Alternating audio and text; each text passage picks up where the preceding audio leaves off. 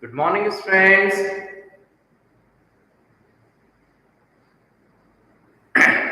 Once again, welcome back in social science subject live class for standard 8. Okay, still,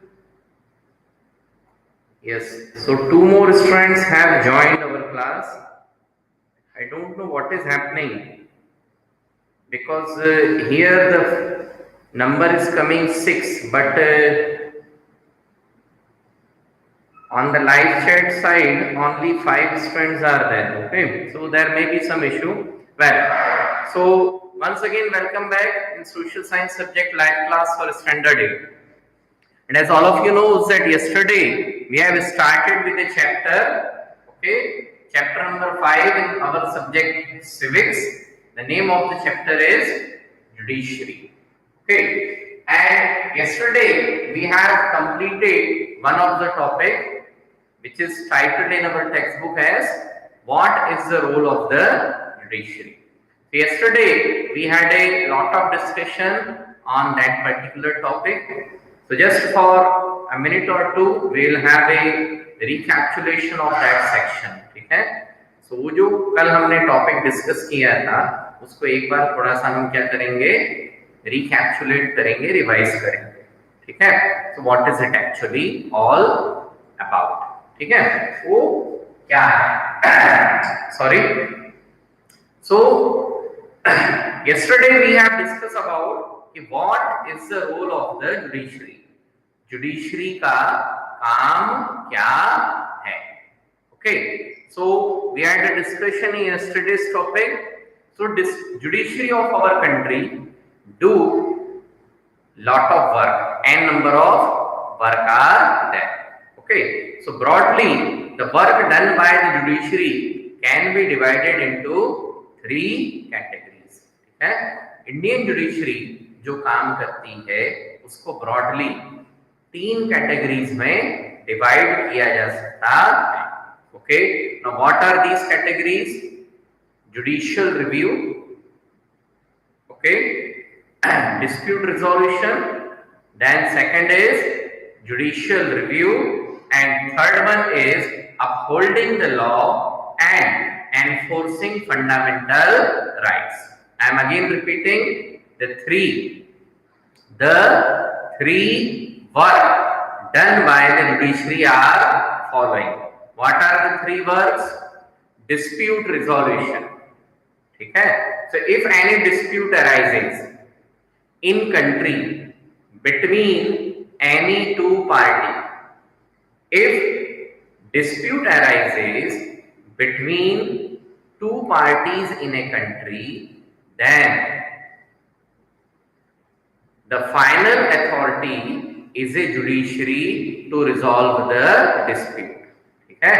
So 2 parties के बीच में, 2 पक्षों के बीच में यदि देश में कहीं पर कोई डिस्प्यूट होता है तो उस डिस्प्यूट को सॉल्व करने की, रिजॉल्व करने की जिम्मेदारी, रिजॉल्व करने का कार्य किसका है? जुडिशरी का है. ठीक है? Then second is judicial review. Now what is judicial review? So in the constitution the judiciary of our country has been authorised as a final interpreter of law and constitution. हमारे constitution में judiciary को यह जिम्मेदारी दी गई है कि वो देश में बनने वाले सारे कानून, नियम यानी कॉन्स्टिट्यूशन को फाइनली चेक करेगी, परिभाषित करेगी. ठीक, अब ये हो गया कॉन्स्टिट्यूशन के हिसाब से मीनिंग. अब इसको प्रैक्टिकल वे में आप लोगों के लिए यदि समझाएं तो सीधा इतना है कि देश में जो भी कानून बना है, अब कानून कौन बनाएगा? द पार्लियामेंट ऑफ इंडिया और द स्टेट लेजिस्लेटिव असेंबली. तो देश में कानून बनाने का काम लेजिस्लेचर का है ना?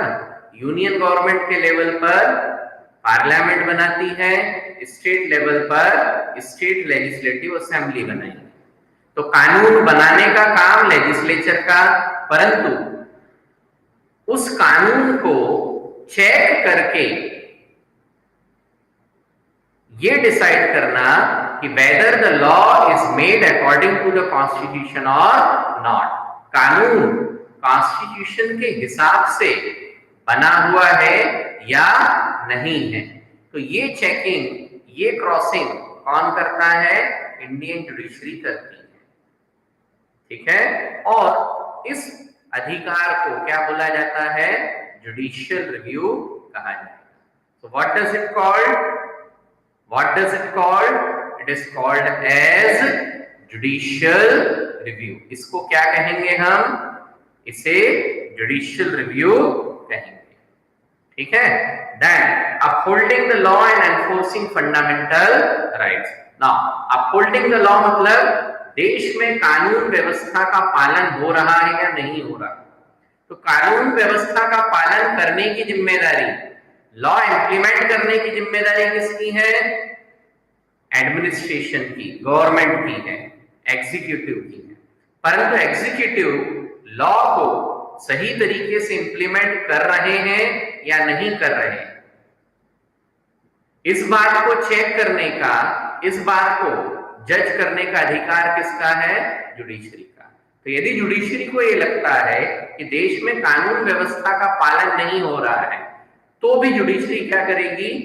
The judiciary will instruct the government for the proper implementation of law. Okay, then within this third point, the second issue is enforcing fundamental right. Now all of you knows we have 6 fundamental rights given by the Constitution of India. Now these fundamental rights are those rights which are available to the citizen of India in each and every condition. हर परिस्थिति में कम से कम ये 6 अधिकार, 6 fundamental right देश के हर नागरिक को मिलते हैं, उनके पास अवेलेबल है। So if the citizen of India feel that their fundamental rights are violated, or if it comes into the notice of the judiciary that the fundamental rights of the citizens are violated, both the condition, the judiciary is empowered, judiciary has the right to instruct the government, to order the government that these fundamental rights must be given to the citizen. ये fundamental right देश के लोगों को दिए जाना चाहिए, इन्हें दें, सप्लाई करें, प्रोवाइड करें। Okay, so these were the 3 work done by the judiciary. Okay, now next thing that we are going to discuss is the topic what is an independent judiciary. ठीक है, ये हमारा आज का टॉपिक है, what is an independent judiciary. ठीक, now independent judiciary का मतलब कि हमारे कंट्री में जो जुडिशियल सिस्टम है, जुडिशरी है, वो कैसी है? Independent. The judiciary in our country, the judiciary in our country is independent. ठीक है, हमारे कंट्री में जो जुडिशरी है वो कैसी है? इंडिपेंडेंट। अब इसका मतलब क्या हुआ? ठीक, तो इसको समझने के लिए we have to first discuss one major issue in our country. ठीक है, और वो क्या है? Okay, and that is what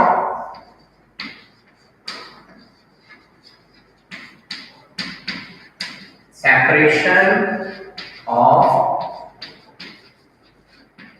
powers in a country. Okay, अब ये separation of power in country का क्या सेंस है, इसको थोड़ा सा समझते हैं।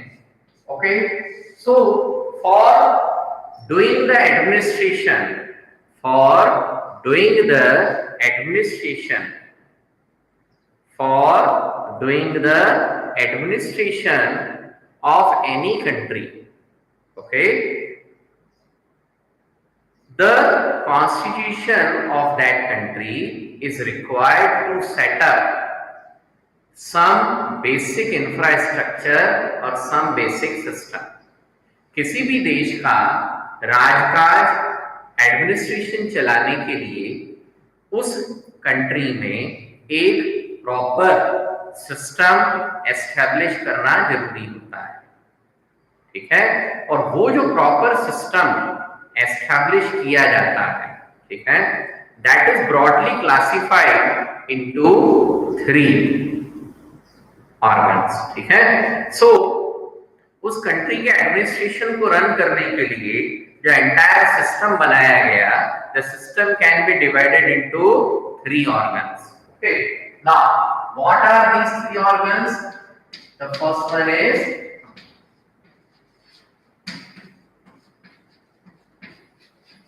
legislature, okay. Then second organ is called as what? Executive. And the third organ is known as what? Judiciary, ठीक है।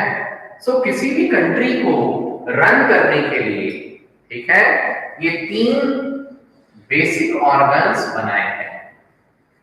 Got it? Now, what is the work of these 3 basic organs? ठीक है, लेजिस्लेचर का काम क्या है? Law making, ठीक है। देन एग्जीक्यूटिव का काम क्या है?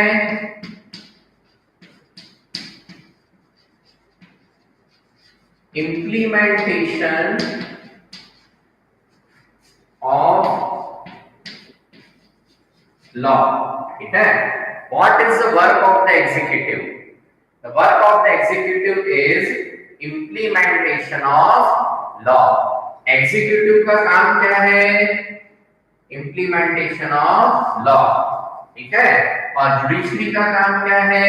So major work of judiciary is what? Dispute resolution, okay. Major work of judiciary is dispute resolution, ठीक है। अब जुडिशरी का मेन काम क्या है? डिस्प्यूट रिजोल्यूशन, ठीक है।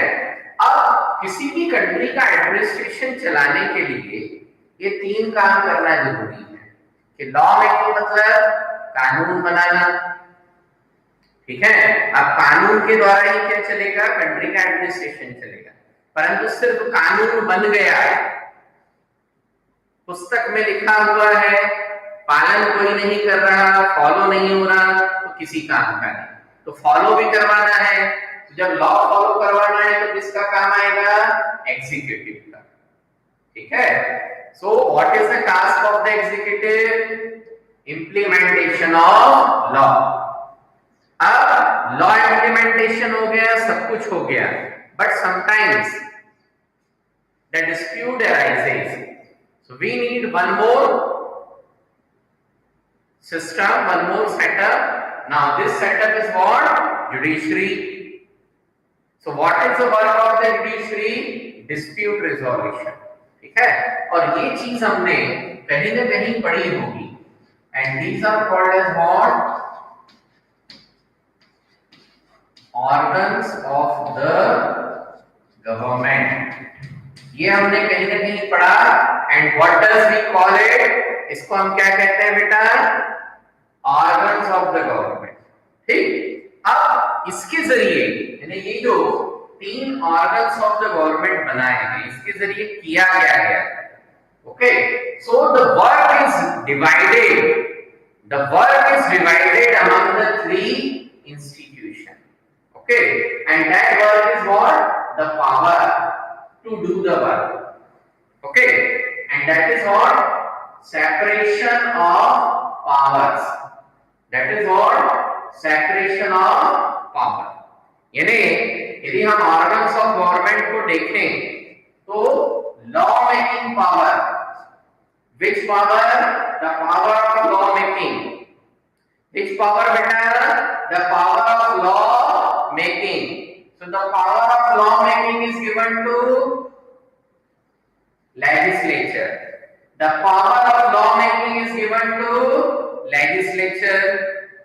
Okay. Then the power for implementation of law. The power for implementation of law is given to executive. Okay. Then the power for dispute resolution is given to judiciary. ठीक है ना? ये क्या कहलाया? Separation of power. क्या कहलाया? Separation of power, है ना? तो काम करने की जो पावर है कि कौन सा इंस्टीट्यूशन कौन सा काम करेगा, कौन सा इंस्टीट्यूशन कौन सा काम करेगा, ये पावर क्या है? कॉन्स्टिट्यूशन में डिवाइड कर दी गई among the organs of the government.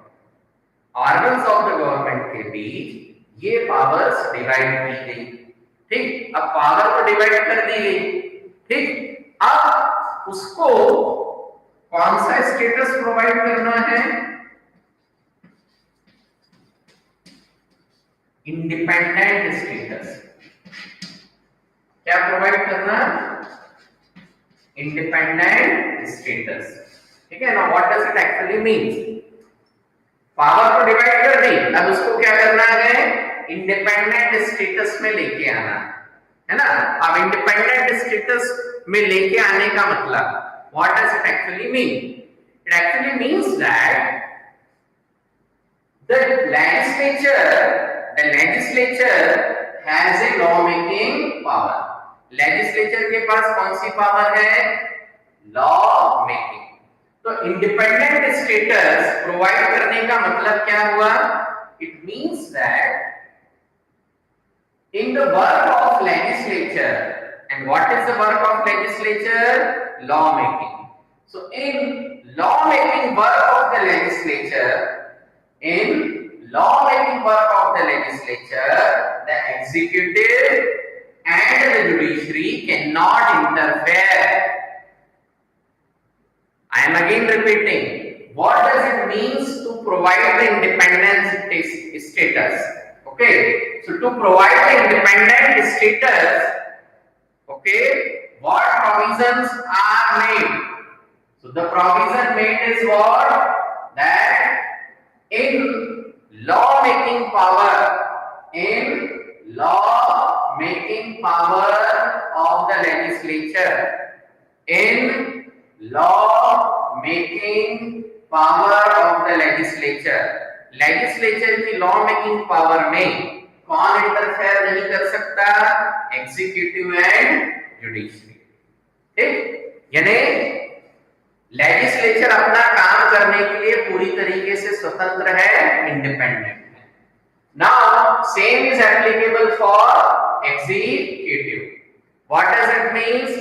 कि in the condition for implementation of law, law के इंप्लीमेंटेशन का काम किसका है? एग्जीक्यूटिव का. So legislature can't interfere, judiciary can't interfere. If the law is already framed, यदि लॉ कैसा है? बना हुआ है, and the law is framed according to the constitution. हमने कल के सेशन में जुडिशरी की एक पावर पढ़ी थी, that is what? Judicial review. ठीक है, तो जुडिशियल रिव्यू करने के बाद में यदि लॉ कैसा है? सही है, जुडिशियल रिव्यू किया, जुडिशियल रिव्यू में पाया गया कि law is correct, it is according to the spirit of the constitution, तो फिर executive can implement the law and judiciary and legislature cannot interfere. Now independent status of judiciary, यही काम किसका? यही इंडिपेंडेंट स्टेटस किसको मिला हुआ है? जुडिशरी को. दैट इज जुडिशरी का मेजर टास्क क्या है? Dispute resolution. 3 काम हमने पढ़े थे. है ना, बट उसमें से सबसे इंपॉर्टेंट क्या है, डिस्प्यूट रिजोल्यूशन। तो judiciary has a task of dispute resolution. So how the independent status is provided? Independent status is provided in a manner that the decision given by the judiciary cannot be interfered by the executive and legislature. Legislature और executive किसमें interfere नहीं कर सकते? Judiciary के कामकाज में interfere नहीं कर सकते। ठीक है, समझ में आ रहा है? लेजिस्लेचर और एग्जीक्यूटिव किसके काम में इंटरफेयर नहीं कर सकते? जुडिशरी के काम में इंटरफेयर नहीं कर सकते। And that is what the separation of power in a country. ठीक है, तो हमारे कंट्री में जो 3 ऑर्गन्स हैं, these are the organs of the government, legislature, executive and judiciary. Okay, तो इन तीनों के बीच में क्या डिवाइड कर दी गई है? पावर्स का सेपरेशन कर दिया गया है। Law making power is with the legislature, okay, then implementation of law is with the executive, then dispute resolution is with the judiciary.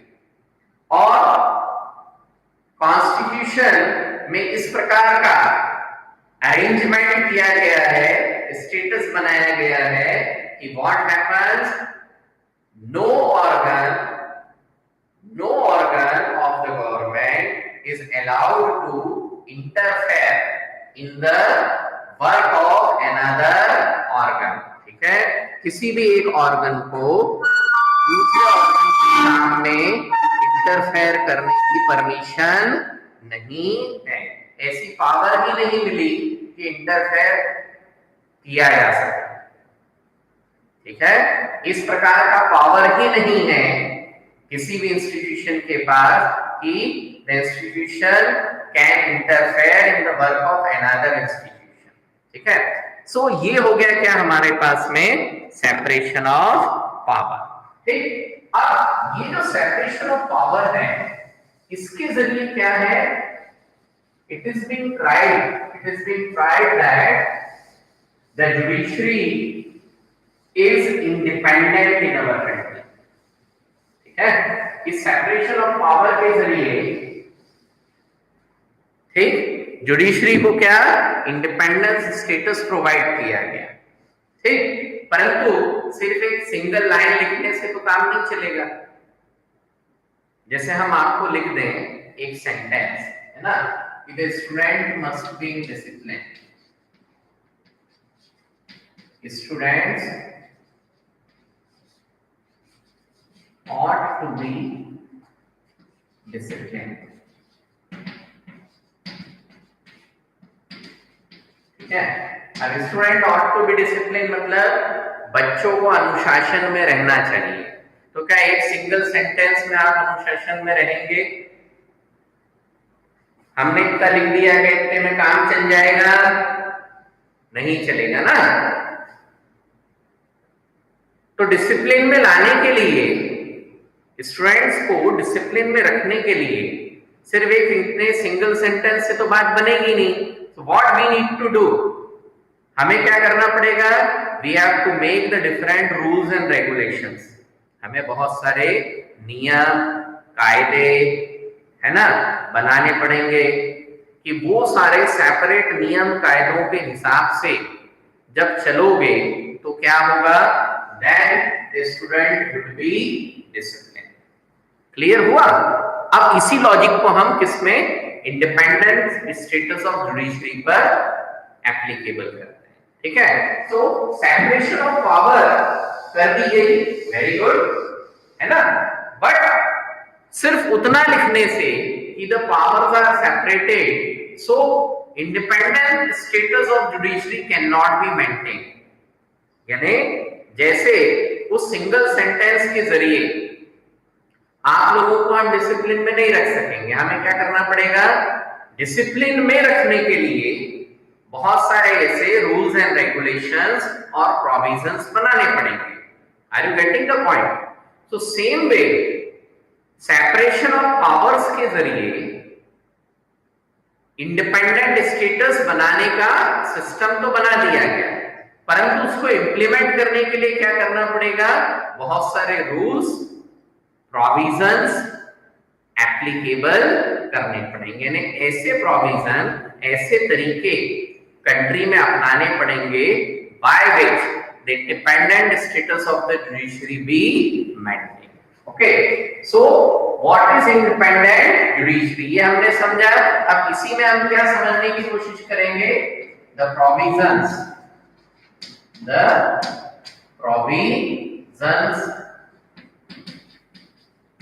so the provisions to okay so the provisions to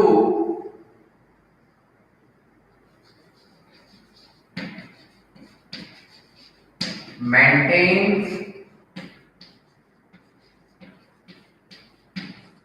independent judiciary,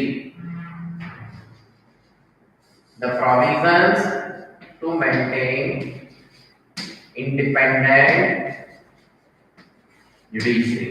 ठीक है, यानी judiciary is independent, परंतु judiciary independent रहे उसके लिए क्या क्या provision, कौन कौन सी चीजें कॉन्स्टिट्यूशन में और कौन कौन से रूल्स इंप्लीमेंट किए हैं। Okay, and with the help of these rules only the judiciary is able to maintain its independent status। ठीक है, उन्हीं प्रोविजंस के जरिए जुडिशरी क्या कर पाएगी? अपना इंडिपेंडेंट स्टेटस मेंटेन कर पाती है। ठीक, so what are the provisions? So the first and the important provision is what? In the appointment of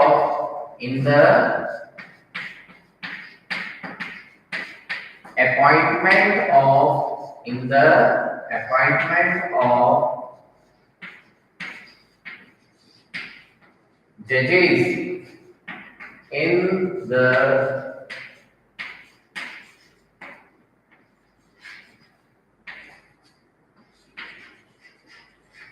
High Court, in the High Court and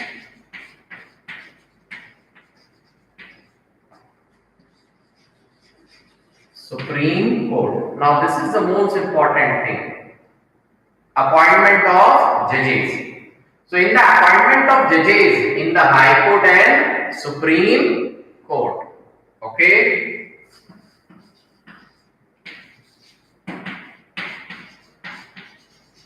legislature and executive have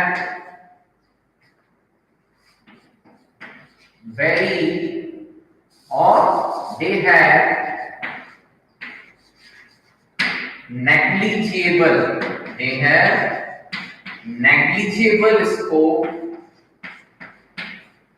for interference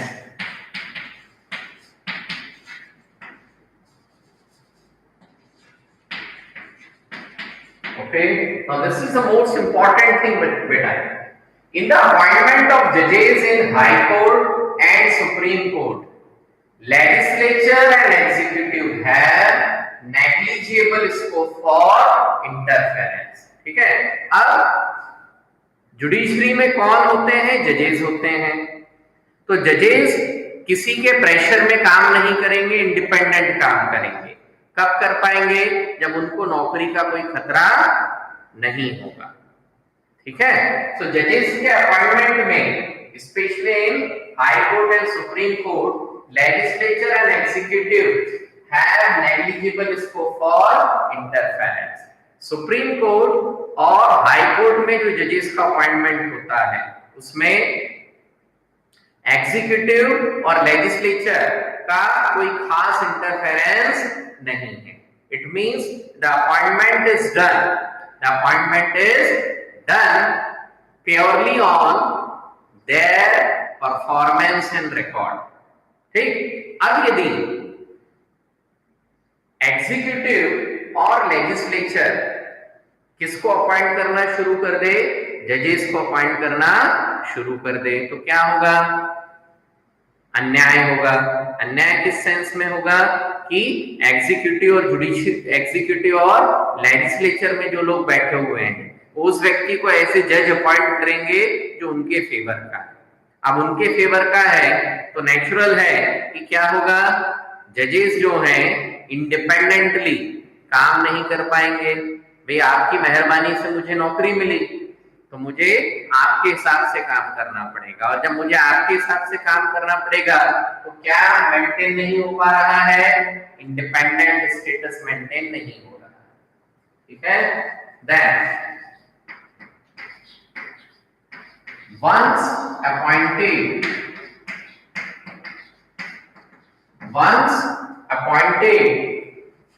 the judges once appointed the judges cannot be removed easily. Once appointed the judges cannot be removed easily from their post.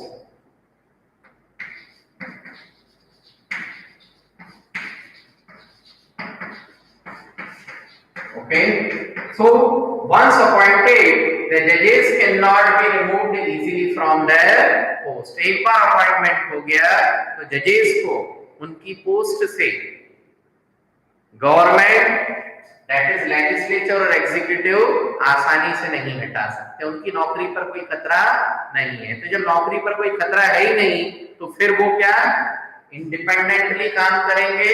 किसके pressure में काम नहीं करेंगे? Legislature and executive. ठीक है? Then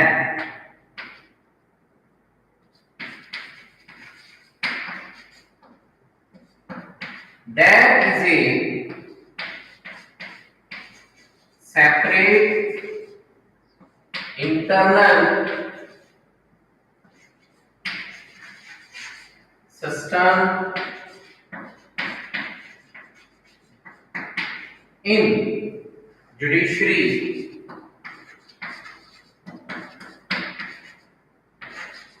okay there is a separate internal this should be so there is a separate internal system in judiciary for deciding the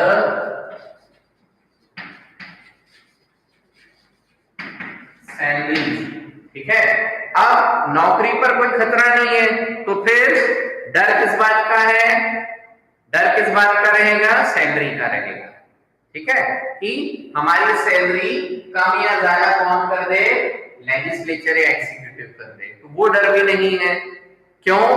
क्योंकि जजेस यानी जुडिशरी में, इसमें जुडिशरी में जो भी लोग काम कर रहे हैं, वेदर दे आर द जजेस, the clerk, the typist, the peon, entire judiciary में जो भी एम्प्लॉय, जो भी ऑफिसर काम कर रहा है, for deciding their salaries there is a separate internal system in judiciary. Judiciary के अंदर ही जजेस की सैलरी, अदर एम्प्लॉयज की सैलरी डिसाइड करने के लिए क्या है? उनके पास में एक सेपरेट सिस्टम अवेलेबल है। अब इसका बेनिफिट क्या होगा? इसका बेनिफिट ये है कि जुडिशरी को अपनी सैलरी की भी कोई चिंता नहीं है कि our salary can be deducted or reduced or not provided properly by the government. Okay, so they are getting their salaries and other costs, okay, without the interference of what? Legislature and executive. Okay, so these are the different provisions. These are the different provisions to establish or to maintain the independent judiciary। Independent judiciary को बनाने के लिए ऐसे बहुत सारे provisions, नियम, कायदे किसमें? कॉन्स्टिट्यूशन में किए गए हैं, ठीक है, जिसके जरिए बिना किसी डर के, बिना किसी दबाव के, जुडिशरी क्या है? Judiciary of India is an independent judiciary. Okay, so that is how the Indian judiciary has been established as a independent judiciary. Okay, so that's all for today's topic. Okay, so tomorrow we'll continue the same chapter with a new topic according to the textbook, and tomorrow we'll discuss about the structure of courts in India. यानी हमारे country में जो judicial system है वो किस तरीके से काम करता है, कौन कौन से लेवल्स हैं. Okay, so that's all for today, class friends. Thank you. Goodbye.